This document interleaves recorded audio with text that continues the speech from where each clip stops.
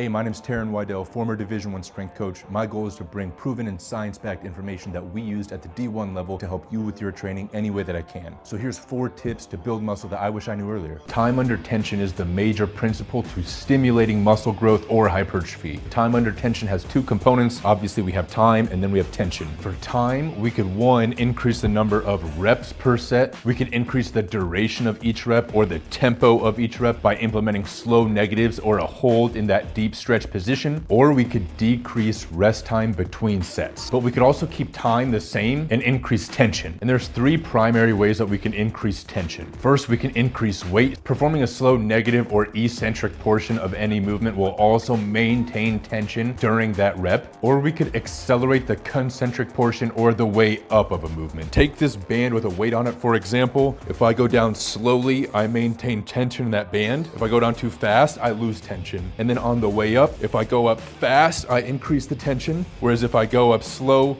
it'll maintain the same tension as opposed to increasing it on the way up. Going back to weight, if this weight is heavier, I'll have more tension on this band. Our muscles kind of act in the same way. Keep these variables in mind when progressing your workout. Range of motion is also massively important to stimulate muscle growth. Just be sure to be safe when getting into really deep ranges and use proper technique. Strength and power training can also be extremely beneficial for hypertrophy. Look at athletes from strongmen to Olympic weightlifters to football players. All of those sports demand a lot of strength and power, and those athletes usually have a stupid amount of muscle. So rather than manipulating time, tension is the primary variable. Strength and power also requires massive adaptations in the nervous system, which I think can also make the body respond really well to other adaptations. We essentially avoid the law of diminishing returns by rotating the stimuli we're presenting to the body, as opposed to just focusing on one quality or stimulus, which our body will get used to and won't have as strong of a response to over time. Lastly, fueling and recovery are commonly neglected. There's a shit ton of resources that our bodies use to perform well other than just carbs and fat, and a shit ton of resources that drastically impact our recovery other than just protein. That being said, still make sure you get those things in because those are nutrients that our body uses a lot of. Electrolytes are also super important, especially magnesium, preferably in some other form than oxide or citrate. I take magnesium glycinate. Within the average American diet, it's almost impossible to get in as much magnesium as we need to perform optimally. Get your micronutrients in, so get a wide variety of fruits and vegetables of varying colors. Creatine is huge. 5 to 7 grams a day is fine. 10 to 13 grams is also great for your brain. And then fiber, omega-3s, and antioxidants are only going to help. And then lastly, sleep. That's when your body's going to recover. So the more sleep you get, the better your body's going to recover.